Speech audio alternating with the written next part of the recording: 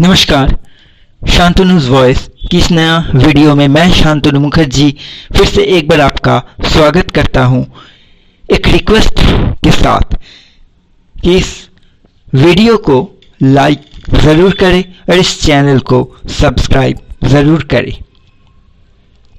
एक राज्य था जिसका नाम था सूर्यपुर।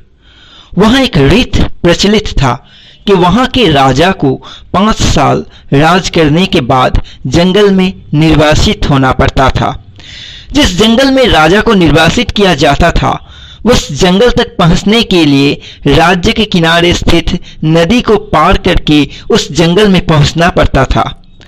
वहां पहुंचने के बाद हर किसी राजा का एक ही हाल होता था।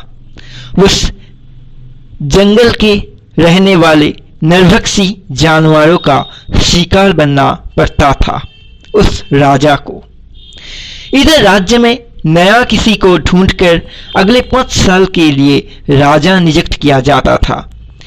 लेकिन इस रीत के कारण नया राजा ढूंढ पाने में भी उतना ही परेशानी होता था। किसी भी व्यक्ति राजा होने के लिए तैयार ही नहीं होता था। आखिर तक जबरदस्ती का सहारा लेकर, कभी छल कपट का सहारा लेकर किसी एक को राजा बनाया जाता था। 5 साल के लिए ही बस। उसके बाद उस राजा का भी वही हाल होता था। पिछले की तरह इस बार भी राजा ढूंढना और राजा ढूंढ पाना, किसी को राजा होने के लिए मनाना मुमकिन ही नहीं हो रहा था।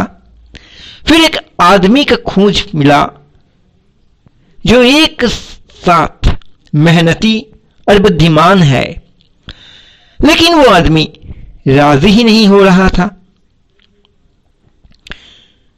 बहुत समझाने के बाद, बहुत वक्त बीतने के बाद आखिर तक वो आदमी राजा बनने के लिए राजी हुआ।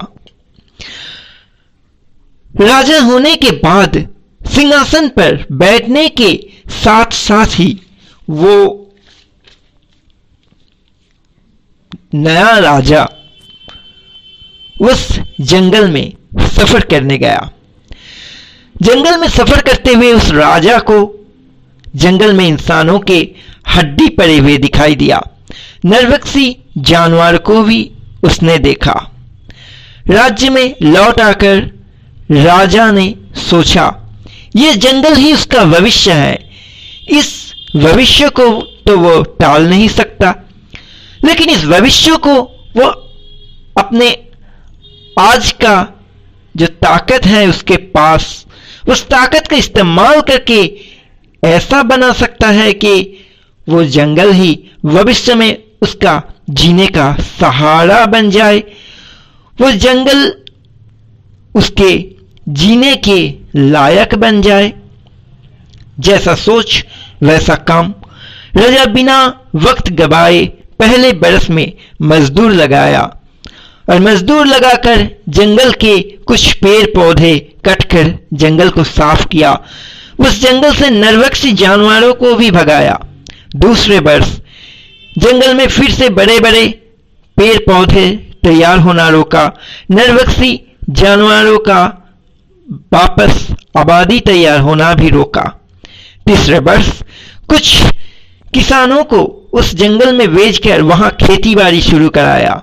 चौथा वर्ष उस जंगल में मजदूर बेचकर राजा ने घर बनाया, रास्ता बनाया, इंसानों के आबादी का महल बनाया। 5वें वर्ष राजा ने उस जंगल में इंसानों का आबादी बसाना ही शुरू कर दिया। इसके बीच पूरे 5 साल राजा भविष्य के बारे में सोचकर खर्च पे काबू रखने का काम किया और इससे जो बचत हुआ वो धनराशि राजा ने नया राज्य में जरूरत की जगहों पर खर्च किया। जब उस राजा को राज्य में 5 साल पूरा हो गया, उस राजा को अब राजा के लिए निर्वासित होने का, जंगल में निर्वासित होने का बारी आया, तब वो राजा फिर से एक मामूली इंसान बन के, लेकिन बेफिक्र होके, डर से मुक्त होके, हंसते हंसते उस जंगल, जो अब तक एक नया राज्य ही बन उठा था, वहां रहने के लिए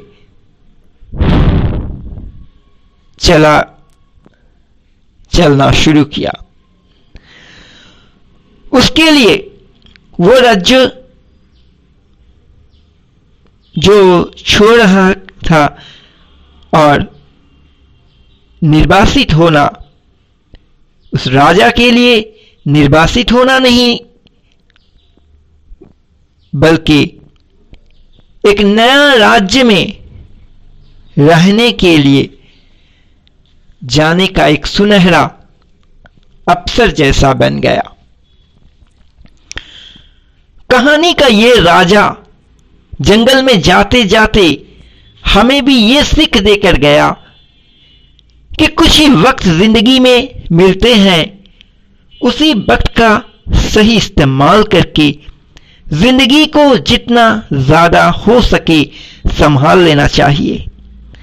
अच्छे तरीके से सोचकर समझकर पूरी तैयारी के साथ अपने जिंदगी में अपने ही राज्य, अपने ही एक खूबसूरत राज्य बसा लेना चाहिए। धन्यवाद।